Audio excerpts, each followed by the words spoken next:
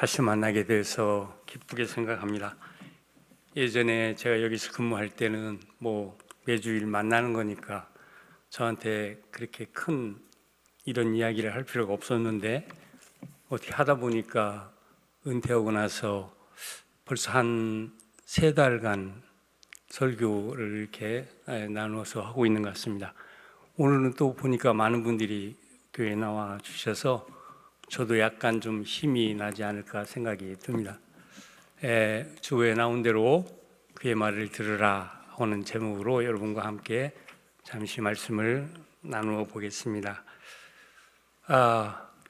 저는 이 계절마다 이렇게 날씨가 달라지고 또 우리가 느끼는 느낌도 다르기 때문에 여러 가지 계절을 놓고는 많은 생각을 하는데, 특별히 이 봄이 올 때가 저는 제일 좋은 때가 아닌가 하는 생각을 합니다. 이 봄이 온다는 것은 뭔가 우리를 좀 더 이렇게 따뜻하게 해주는 좋은 기운이 우리를 감싸는 계절이기 때문에, 이런 계절에는 뭔가 우리 안에서 새로운 기운이 좀 솟아나고 또 관심이 없던 많은 것들에 대해서도 관심을 가지면서 우리가 우리 자신을 더 알차게 채워가는 그런 일이 가능하지 않은가 하는 생각을 하게 됩니다. 특별히 이 봄이라는 것, 이게 뭘까 그런 생각이 들어서 제가 사전을 한번 우리 한국말로 이 봄이라는 말이 어디에서 연원을 했나 찾아왔습니다. 그랬더니 이 봄은 본다는 것과 관련되어 있다고 합니다. 본다는 것. 처음 듣는 얘기 아닌가요? 저는 깜짝 놀랐습니다. 우리가 봄을 맞이하는데 봄이 보는 것과 관련이 되어 있어? 이 놀라운 얘기 아니에요? 그동안 보이지 않던 무엇이 우리 안에 보여진다. 그것이 바로 이 봄의 계절과 관련이 되어 있다. 이건 굉장한 의미를 갖는 그런 생각을 하지 않을 수가 없었습니다. 왜 그럴까요? 우리가 신앙을 갖는 것도 사실은 보기 위해서죠. 그냥 맹목적으로 기도하고 하나님의 축복이나 받으면 좋겠다 이렇게 사는 게 아니라, 신앙을 가지면서 우리 눈이 뜨이고 안 보이던 많은 것들이 우리에게 보여짐으로써 우리 안에 새로운 관계의 열림이 넓어지는 그런 걸 경험할 수 있기 때문에, 저는 이 신앙이라는 게 굉장히 날이 갈수록 생각하면 할수록 귀한가라는 생각을 하게 됩니다. 어느 책을 보니까 이 우주 만물 안에 관계를 갖는 존재가 있대요. 관계를 갖는 존재. 인간이랍니다. 인간만이 관계를 하는데요. 저는 깜짝 놀랐어요. 정말 그런가? 난 동물들도 관계를 갖는 줄 알았는데, 동물이 갖는 관계는 이런 관계가 아니기에 관계는 인간만이 갖는구나. 특별히 우리가 신앙을 갖는다고 할 땐 또 뭔가 인간이 갖는 그 관계를 더 넓게 만들고 더 깊게 만드는 것, 이것이 바로 신앙을 갖는 의미와도 관련이 되어 있다 하는 생각을 하면서 정말 놀라운 그런 어떤 충격을 좀 이렇게 느끼기도 했습니다. 우리가 다 알고 신앙을 가진 건 아니죠. 저도 어렸을 때 주일학교 나가다 보니까 교회에 다니게 되고 또 어찌어찌 하다 보니까 학교 들어가고 그러다 나중에 신학교에 가게 되고, 그래서 목사가 되고, 한 번도 저는 목사님이 되겠다는 생각을 해본 적이 없는 사람인데 목사도 되고 했던 걸 느끼게 돼요. 그런데 내가 가진 이 신앙, 어차피 목사가 됐으니까 도대체 믿는다는 게 뭘까? 이것을 근래에 와서 더더욱 많이 생각하다 보니까 이 안에 어마어마한 비밀이 숨어 있구나 하는 생각을 점차 알게 됐습니다. 믿는다라고 하는 건 새로운 관계를 만들어내는 거죠. 여러분 한번 생각해 보시죠. 내가 하나님을 믿는다? 하나님이 나한테 어떻게 하는지는 잘 모르겠지만 내가 그분을 믿기 때문에 그분과 나의 관계 형성이 되기 시작하고, 또 그분이 거느리는 많은 것들과의 관계에 내가 들어가게 되는 이런 놀라운 축복이 우리가 믿는 이 신앙 속에 들어있더라 그런 얘기예요. 얼마나 굉장한 얘기입니까? 그러나 믿음을 갖고 산다고 해서 항상 좋은 관계를 갖고 사는 건 아니죠. 그래서 오늘 이 설교 말씀 제목처럼 그의 말을 들으라는 이야기를 예수님의 제자들이 예수님과 함께 이렇게 어떤 일을 하고 있다가 하늘로부터 이 얘기를 들었다, 그런 얘기예요. 그의 말을 들어라. 누구 말을 들으라는 얘기입니까? 예수님의 말을 잘 들어야 된다, 그런 얘기입니다. 우리가 하나님을 믿는다 보지만 하나님을 믿는 것이 증명이 되지가 않아요. 얼마나 잘 믿는지 잘 모르겠어요. 다만 그 증명을 할 수 있는 유일한 잣대, 그것이 바로 예수님이라는 얘기입니다. 저는 오늘 이 그의 말을 들으라는 이 제목을 가지고 한 몇 주, 제가 지난 2일 날인가요? 설교하고 난 뒤부터 오늘까지 한 12주 정도 시간 동안 생각하면서 정말 놀라운 이 말씀이었구나. 그동안은 그냥 하늘에서 뭐 이런 얘기를 듣고 이런 일이 벌어졌었구나 하는 생각을 했는데 너무너무 큰 의미가 이 말씀 안에 감추어져 있는 걸 보고 깜짝 놀랐습니다. 정말 우리 안에 예수님의 말씀을 가지고 우리가 고민하고 그 말씀을 가지고 우리 삶을 이렇게 이끌어 가기 시작할 때 우리는 정말 놀라운 축복을 받는 그런 어떤 삶을 살게 된다라고 하는 걸 알게 됐다, 그런 얘기입니다.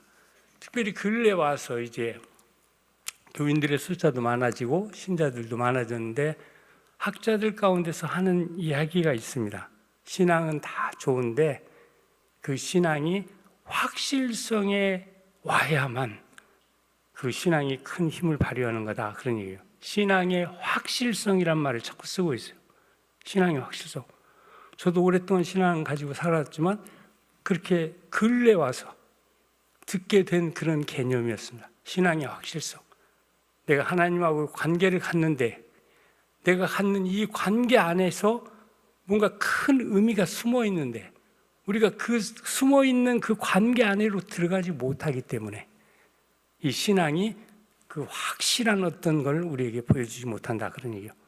그냥 일반적으로 얘기하면 한국에 있는 많은 교인들은 믿고 천당 가자, 뭐 이런 정도 생각하고 신앙을 갖는 거 아닙니까? 그런데 그런 정도가 아니라 우리가 이 세상에 사는 동안도 신앙을 갖는다는 건 어마어마한 축복과 의미를 갖는 거다 하는 그런 얘기입니다. 특별히 오늘 우리가 이 말씀을 가지고 얘기하려고 하는 이 이야기를 좀 보면 이 말씀이 왜 우리에게 이렇게 중요한 의미를 갖게 됐을까? 우리의 신앙이 확실성을 놓쳐버렸을 때는 내가 믿지만 나는 그냥 나만을 생각하는 신앙, 내가 뭐 축복을 얻고 내가 잘 되고 하는 것만을 생각하는 어떤 신앙 안에 갇혀버리게 되더라, 그런 얘기죠. 그래서 사실은 독특한 많은 관계와 관련해서도 신앙은 의미를 갖는 것인데 그 신앙이 주는 그 축복을 우리가 얻지 못하고 오로지 내가 원하는 뭐 그것만이 내 신앙에 도움이 되는 그런 어떤 삶을 살게 된다, 그런 얘기예요. 그래서 오늘 말씀을 한번 다시 우리가 들여다보면서 도대체 이 말씀이 어떻게 주어졌고 어떤 뜻을 이렇게 담고 있는지를 좀 살펴볼 필요가 있지 않나 하는 생각이 듭니다. 우리가 많이 들어온 그런 이야기죠. 복음서 가운데서도 오늘 이 본문이 말하고 있는 이 이야기, 이 의미는 신앙의 어떤 확실성과 관련된 암시를 담고 있는 말씀이라고 저는 생각합니다. 예전에는 저도 이런 깨달음을 전혀 갖지 못했습니다. 그저 하나의 신비스러운 어떤 이야기, 이 일이 예수님 제자들 사이에서 있었구나 하는 정도 생각을 했었는데 다시 이 말씀을 가지고 기도하면서 살펴보니까 이 말씀 안에 많은 비밀이 감춰져 있음을 깨닫게 된 겁니다. 신앙의 관계적 확실성이 오늘 이 말씀 안에 담겨 있더라, 그런 얘기예요. 단순하게 생각하면 이 이야기는 오늘 본문 이야기가 예수님께서 그 사역 기간 동안에 단 한 번, 두 번도 아니에요. 단 한 번 보여주었던 신비스러운 변모 사건을 주제로 하는 그런 이야기죠. 그래서 우리가 생각하는 그리고 우리가 깨닫는 바로는 이 신비한 현상의 온전한 의미를 다 이야기하기가 매우 어려운 그런 말씀이기도 합니다. 왜 갑자기 오늘날 갑자기 예수님이 제자들 데리고 어떤 산에 올라갔다가 그냥 이상한 경험을 했다 그런 얘기예요. 그걸 듣고 나서 물음이 생기는 거죠. 그래서 어쩌다는 거냐? 뭐 신기한 거 봤으면 본 거고 안 보면 또 뭐 문제가 되는 건가? 이런 생각으로 그냥 살아갈 수도 있는 그런 대목처럼 보이는데, 그런데 이걸 가지고 고민하면서 좀 살펴보니까 이 말 안에는 어마어마한 의미가 내포되어 있다는 걸 비로소 알게 됐다 그런 얘기입니다. 특별히 우리가 신앙의 건강함을 얻기 위해서도 무엇을 해야 될까요?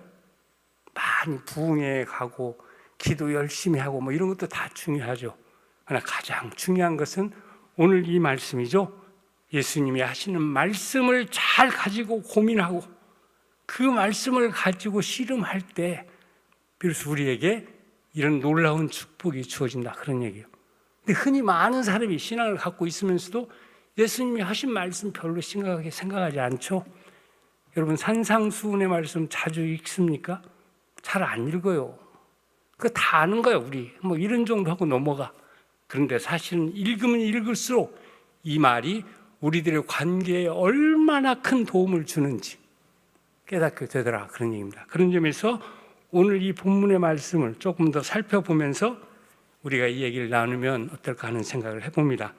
이 본문 이야기는 새 제자들이 예수님과 더불어 함께 경험했던 신비스러운 하늘 체험이라고 얘기할 수 있는 그런 어떤 체험을 하게 되는 그런 이야기입니다.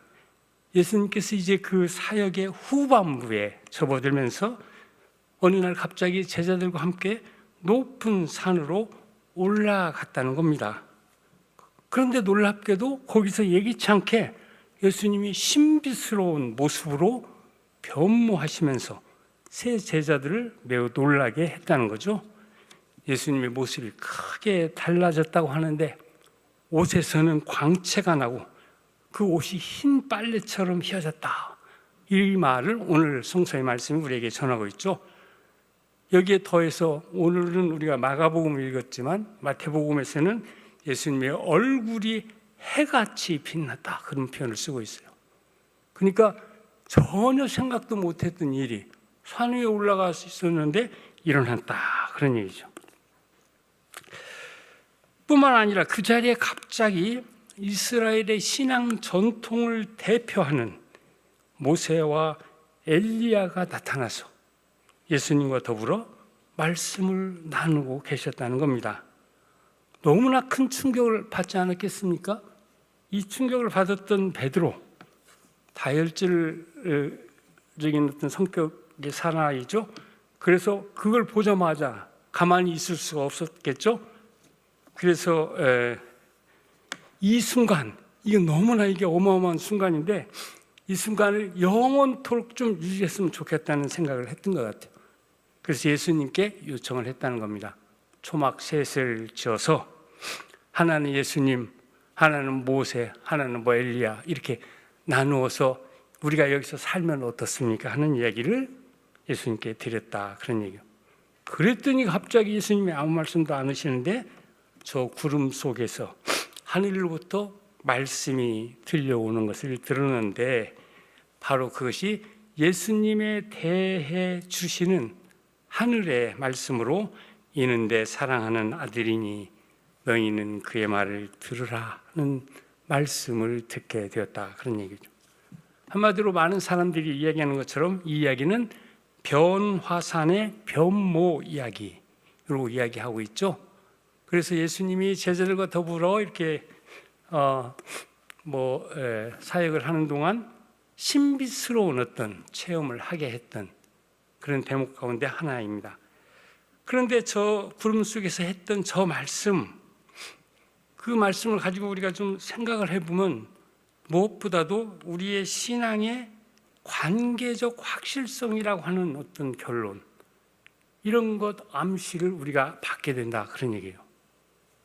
예수님으로부터 우리가 뭔가 하나님의 어떤 음성을 들었을 때 우리 안에 신앙의 확실성이 더 가까이 우리에게 다가오면서 우리의 관계성 안에 어떤 변화가 일어나는 걸 보게 되더라, 그런 얘기예요. 특별히 이 산에서 이런 일이 일어나는데, 우리가 산 그러면 믿는 자들은 모두 기도하는 어떤 곳으로 간주를 하고 있죠. 그리고 여기다 더 붙인다면 산은 그저 그냥 바람이 불고 꽃이 피고 뭐 올라가면 상쾌하고 그런 장소가 아니라 성서에서는 하나님의 뜻이 드러나는 계시의 장소로도 간주가 되고 있는 걸 보게 됩니다.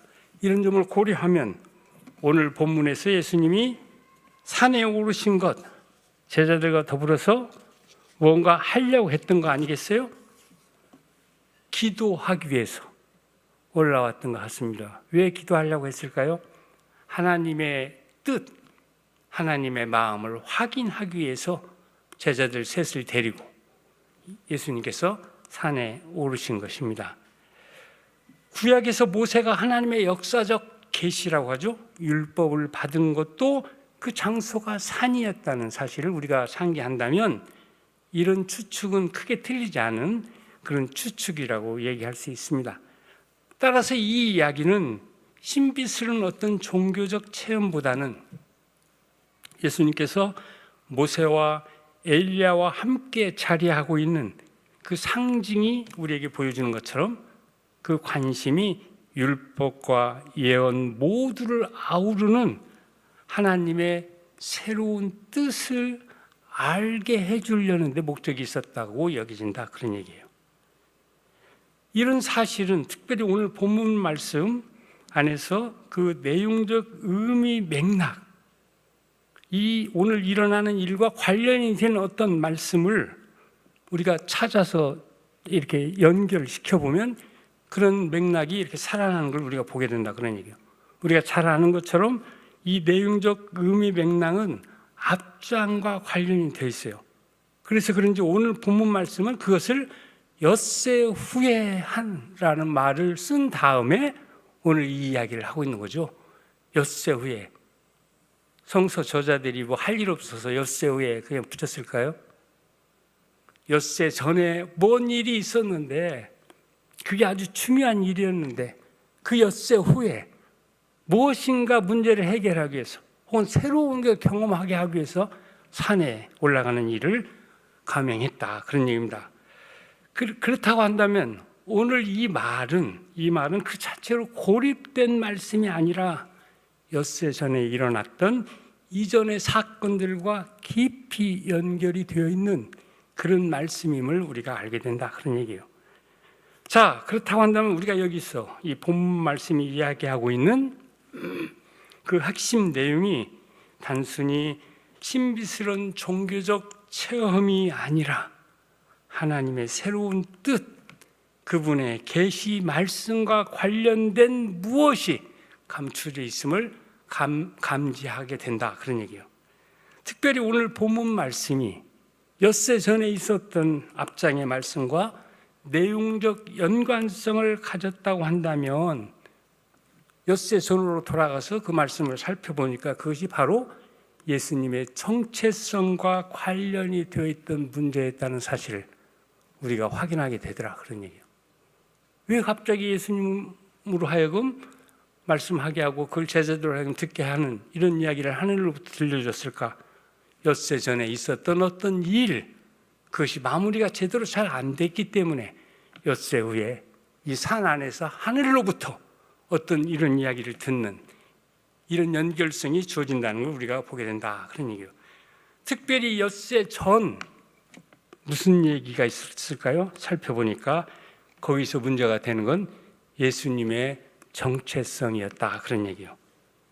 무엇보다도 이 예수님의 정체성은 앞에서 있었던 8장 27절 이하에서 베드로의 그리스도 메시아 고백을 통해서 드러났던 거죠. 그런데 오늘 본문에서는 이런 연속선상에서 예수님의 정체성을 매우 신비스럽고 상징적인 방식으로 다시금 확증해 주고 있다, 그런 얘기입니다. 그런데 왜 예수님께서는 자신의 정체를 드러내는 이 일을 이처럼 변화산이라는 곳에까지 찾아와서 자기 모습을 변형시키는 그런 방식을 통해서 확인하려고 했을까? 예수님의 이 정체성은 하나님의 계시와 관련된 그런 것이었지만, 그러나 그 의미가 유대교 신앙인들이 생각하는 것과는 너무나도 다른 내용이었기에 잘 받아들여지지 않았을 뿐만 아니라 오해될 수도 있다고 여겨졌기 때문에 이런 어떤 오늘 이 변화산 얘기가 다시 기록되고 사람들에게 알려진 것이 아닌가 하는 생각을 하게 된다, 그런 얘기입니다. 특별히 엿새 전에 일어났던 그 말을 마가복음 8장 27절 이하에서 우리가 보게 되는데, 이 말씀은 예수님께서 제자들과 더불어서 가이사랴 빌립보 지방, 바로 이 빌립보라고 하는 것은 황제와 유대 왕을 상징적으로 이렇게 표현하는 그런 이름이라고 그럽니다만, 바로 여기에서 예수님의 정체성과 관련해서 매우 중요한 이야기를 나누었는 그런 장소이기 때문입니다. 그래서 이 내용을 만약 우리가 이 엿새 전에 그 사건으로 돌아가서 살펴보면, 예수님께서 어느 날 갑자기 제자들에게 물었던 거죠. 사람들이 나를 누구라고 생각하지?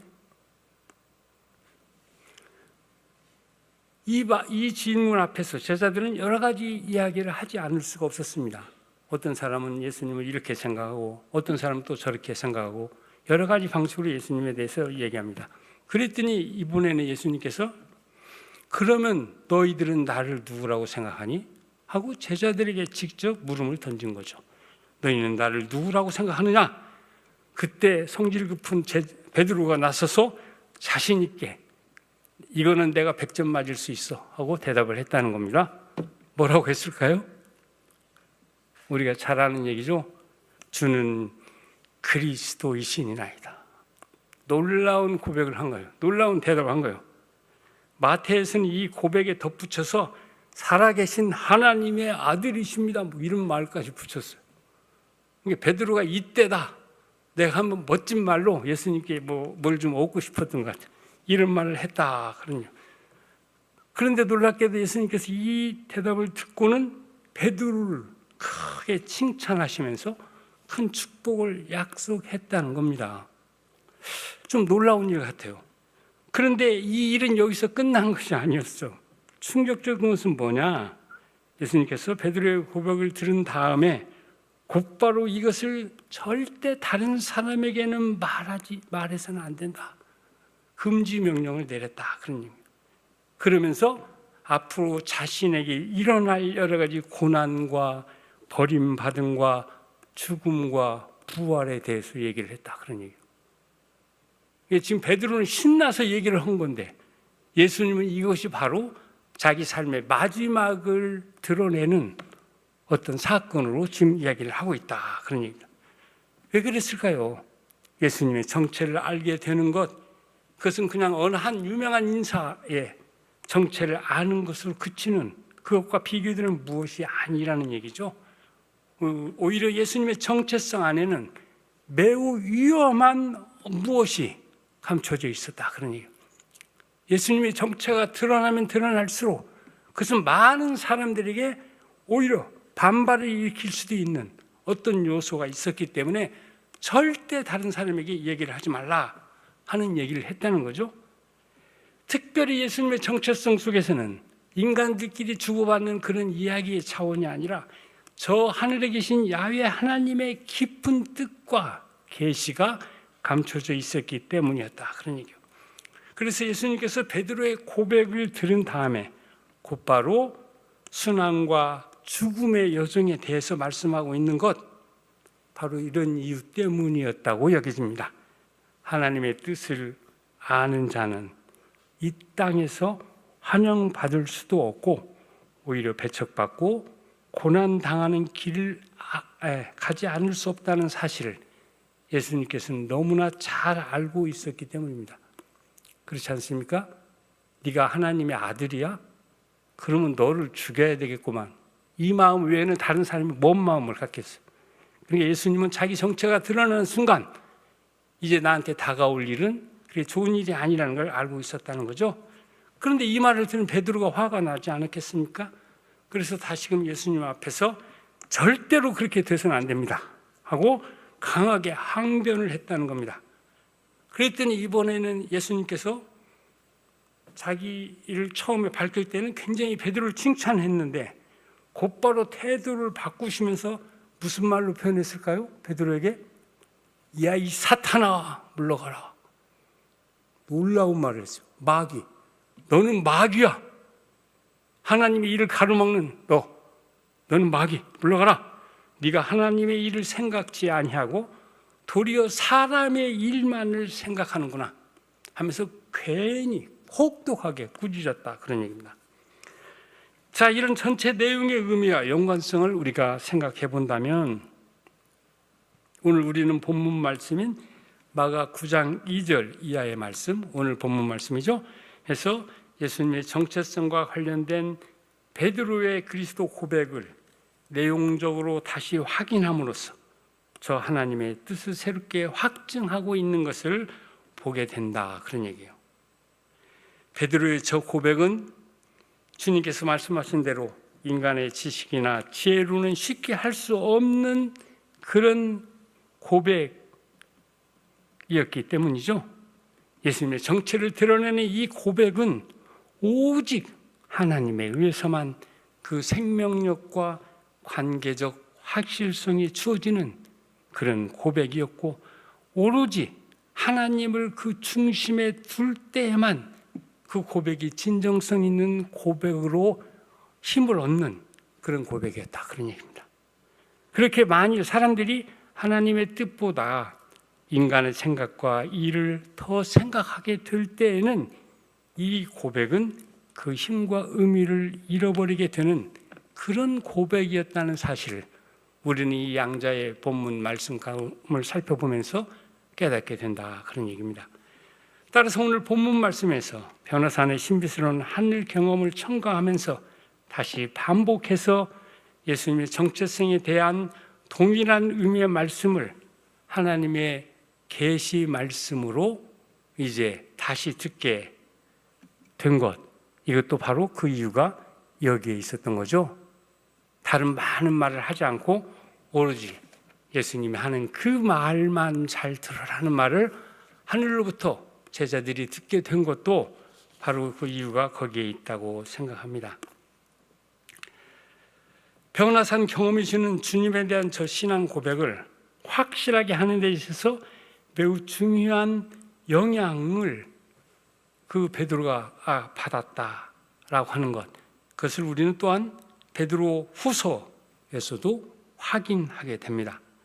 자, 여기서 우리는 이제 우리 신앙의 생명력과 그 관계적 확실성이 어디에서 그 근거를 갖고 있는지, 또 어떻게 얻어야 하는지를 다시 한번 생각하게 됩니다.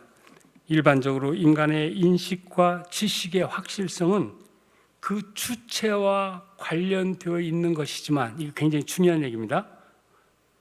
데카르트가 한 말이 있죠. 나는 생각한다. 내가 생각하는 거요. 고로 나는 존재한다. 이게 우리 인간이 할 수 있는 최선의 이야기예요. 우리 인간이 할 수 있는 최선의. 근데 신앙의 생명력과 그 신앙을 통한 관계적 확실성은 오히려 그와는 달리 신앙의 주체와 대상 사이의 역설적 관계 정립을 통해서만 주어지는 것이기 때문에 내가 믿지만 내가 아니라 그 믿음의 대상이 더 큰 의미를 가져야만 비로소 우리가 믿는 그 신앙은 생명력과 확실성에 도달할 수가 있을 거다, 그런 얘기예요. 많은 사람이 공부를 많이 하고도 이 신앙 앞에서 뭔가 이상한 행동을 보이는 것도 저는 이유가 여기에 있다고 생각합니다. 내가 믿고 내가 모든 걸 결정하는 게 아니라 신앙에서는 내가 믿지만 그것에 대한 결정은 나의 믿음의 대상인 하나님에 의해서만 결정된다고 하는 이 사실, 이게 바로 신앙이 보여주는 가장 중요한 내용이라고 얘기할 수 있다, 그런 얘기입니다. 자, 그래서 베드로가 저 놀라운 신앙 고백 후에 다시 주님으로부터 큰 꾸중을 들었던 것도 바로 이런 이유 때문이었다, 그런 얘기입니다.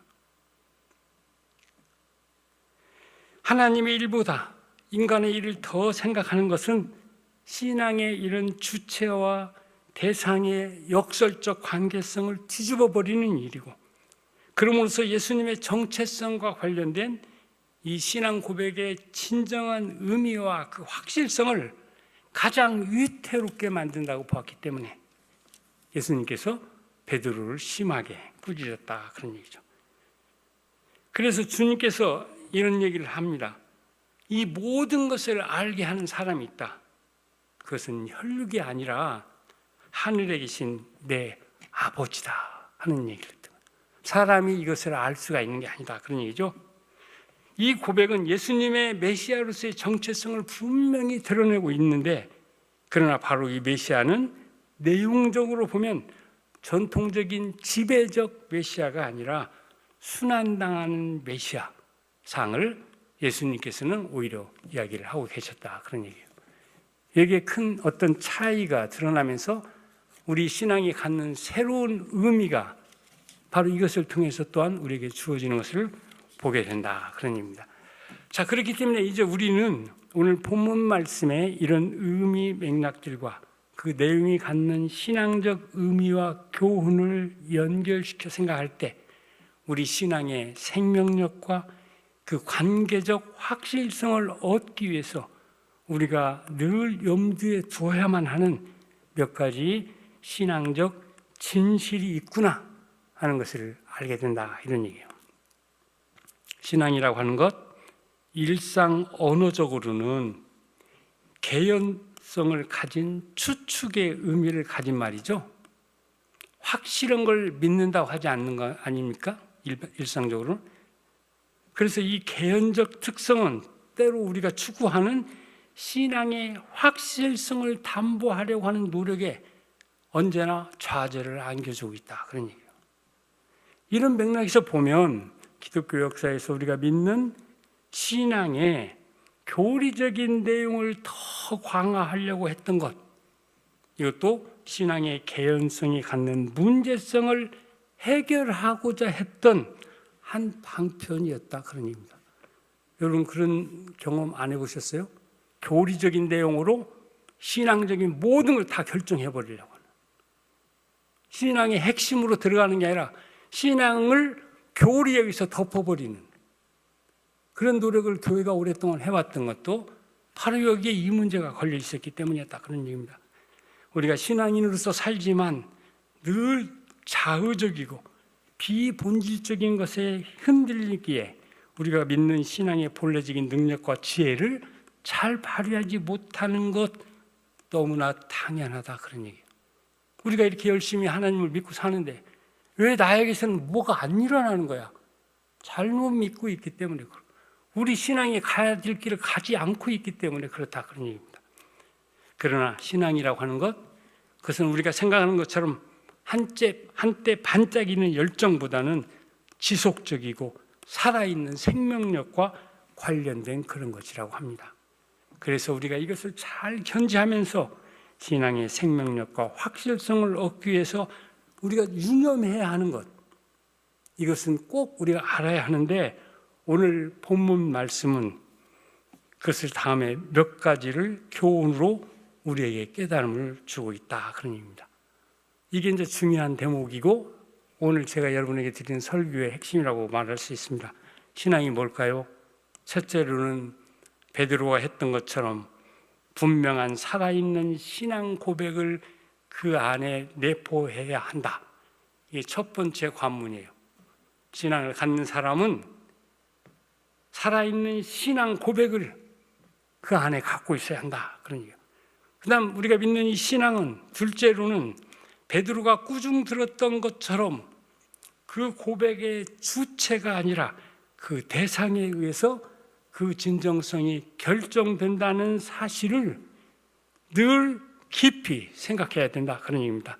한마디로 대상과 주체의 역설적 관계 정립이 그 무엇보다도 필요하다, 그런 얘기예요. 내가 믿으니까 내가 다 규정하는 게 안 된다, 그런 얘기입니다.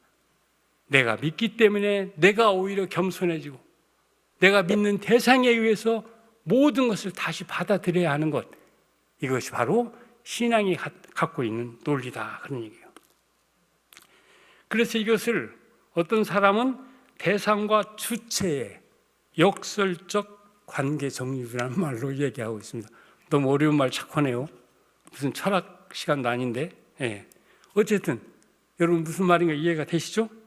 그리고 셋째로 우리가 만약 신앙을 가졌을 때 이 믿는 자들은 어떤 신앙의 지속성과 확실성으로 이제 나아가야 되지 않겠습니까? 그때 가장 구체적인 지침이 주어질 수 있는데 그게 뭘까? 그게 바로 오늘 말씀 변화산의 구름 속에서 하늘로부터 들려왔던 말씀, 하나님의 계시된 말씀, 예수님의 말씀으로부터 찾아져야 한다는 것이 바로 그것입니다. 우리가 신앙생활을 할 때 우리 신앙이 힘을 갖고 우리 신앙이 뭔가 확실성에 도달하기 위해서는 여러분이 아무리 꿈꾸고 별 짓을 다 해도 갈 수가 없어요. 유일한 길, 제가 오늘 말씀에서 찾은 겁니다. 그게 바로 예수님의 말씀을 갖고 씨름하는 거예요. 그때 내 신앙이 자랍니다. 그때 내 신앙 속에서 내가 어떤 기쁨을 누릴 수 있어요. 그러니까 산상수훈에 나타나는 예수님의 많은 말씀 있지 않습니까? 마음이 가난한 자는 복이 있나니 천국이 저희 것이며, 이런 말을 뭐 왜 거기에 실렸겠어요? 저도 옛날에 이거 왜 이런 말을 여기 실어놨지? 지금 생각해 보니까 이게 엄청난 말이에요. 이 말씀 하나만 붙들고 고민해도 내 안에 신앙에 어마어마한 힘과 어떤 축복이 온다고 생각이 듭니다. 그런데 많은 신자들이 우리 한국에 있지만 예수님 말씀을 갖고 고민하는 신자를 저는 별로 본 적이 없습니다. 그저 교회 열심히 나가고 기도 신나게 하고 성가대 신나게 하고 뭐 이렇게 하면 끝나는 줄 알아요. 우리가 신앙을 가지면 가질수록 더 오늘 이 설교 제목처럼 예수님의 말씀을 듣는 것, 이게 가장 중요한 거고, 예수님의 말씀이 모아져 있는 그 대목 산상수훈을 놓고 여러분 한 1년 정도 고민을 하셔야 돼요. 또 읽고 또 읽고 이게 도대체 무슨 얘기를 하려고 이렇게 했을까? 그것을 통해서 나도 모르는 사이에 내 안에 신앙의 엄청난 힘과 확실성이 주어진다는 것을 알게 된다, 그런 얘기예요. 그래서 변화산의 구름 속에서 우리에게 주어졌던 그런 메시지가 있다고 한다면 그것은 바로 하나님의 계시된 말씀, 그 자체였던 예수님의 말씀으로부터 우리가 믿는 모든 신앙의 문제가 해결될 수 있다는 것을 보여주고 있는 것이다, 그런 얘기입니다. 그렇기 때문에 오늘 맥락에서 볼 때 구름 속에서 들려주신 너희는 그의 말을 들으라는 하나님의 저 말씀은 바로 주님께서 주신 말씀이 우리 신앙의 확실성을 얻는 데 가장 근본적인 것이고 우리 신앙생활의 성공과 실패를 좌우하는 핵심 내용이 된다는 것을 깨닫게 해주고 있다, 그런 얘기예요. 오늘 우리는 신앙인으로서 신앙의 관계적 확실성과 지속성을 다시 찾고 발견해야 되는 시대를 살고 있습니다. 한국교회 크리스찬도 많아지고 교회도 많아졌지만 여전히 정말 이런 의미의 신앙과 씨름하는 사람은 그렇게 많다고 여겨지지 않기 때문입니다. 무엇보다 우리가 사는 이 세상은 더 이상 확실하고 지속적인 삶의 가치들을 제공해 주지 못하고 있습니다. 안 그렇습니까? 그래서 너무 혼란스럽고 희망적이지 않습니다. 주님과 그분의 말씀을 우리 중심에 모시고 마음과 뜻과 정성을 다해 사랑하면서 우리 신앙의 관계적 확실성과 지속성을 얻기 위해 우리가 늘 노력하고 힘써야 하는 이유, 바로 여기에 있다고 저는 생각합니다. 이것이 주어져야만 비로소 우리는 이 세상에서 여전히 우리의 삶 속에서 우리를 괴롭히고 있는 우리 존재의 불안과 생존의 염려, 이런 것들을 이겨내고 하나님 신앙이 우리에게 주는 의미 있는 삶대로 흔들림 없이 나아갈 수 있기 때문이죠. 그렇게 우리 신앙의 관계적인 확실성은 우리의 인식이나 지식의 확실성에서가 아니라 하나님에 대한 절대 의존적인 신뢰로부터만 주어질 수 있다는 사실을 우리는 늘 염두에 두고 살아야 합니다. 우리의 신앙의 핵심 사항으로 이것을 잘 간직할 때, 그때 우리는 비로소 신앙의 본질에 다가서는 축복을 얻게 될 것입니다. 우리가 믿는 이 신앙의 확실성, 지속성은 우리가 아니라 하나님과 그리고 그분께서 우리 모두를 위해 행하신 저 놀라운 사건의 의미가 우리를 사로잡을 때에만 우리 것이 될 수 있기 때문이죠. 우리가 진정으로 이런 신앙의 확실성과 지속성을 얻게 될 때, 그때 우리는 비로소 사도 바울이 강변했던 주님께서 주시는 저 신앙의 능력과 의미를 함께 공유하면서 다음과 같이 고백할 수 있을 것입니다. 무슨 고백을 했을까요? 사망이나 생명이나 천사들이나 권세자들이나 현재일이나 장래일이나 능력이나 높음이나 깊음이나 그 어느 것도 우리를 하나님의 사랑에서 끊을 수 없다. 이것이 바로 사도 바울이 예수님의 말씀을 통해서 깨달았던 신앙의 진리입니다. 다시 새봄이 우리를 찾아오는 이 좋은 계절이죠. 다시 한번 주님께서 주신 저 귀한 말씀 우리 가슴에 한번 새겨서 올해 정말 우리 안에서 확실한 신앙의 능력과 그 축복을 얻는 그런 귀한 시간이 여러분 모두에게 함께하길 기원합니다. 함께 기도하겠습니다. 좋으신 하나님, 우리를 불러서 당신을 예배하게 하시고 당신의 말씀을 깨닫게 하신 것 감사를 드립니다. 우리는 아직도 연약하고 세상에 대한 많은 욕망을 끊지 못하고 살고 있는 저희들입니다.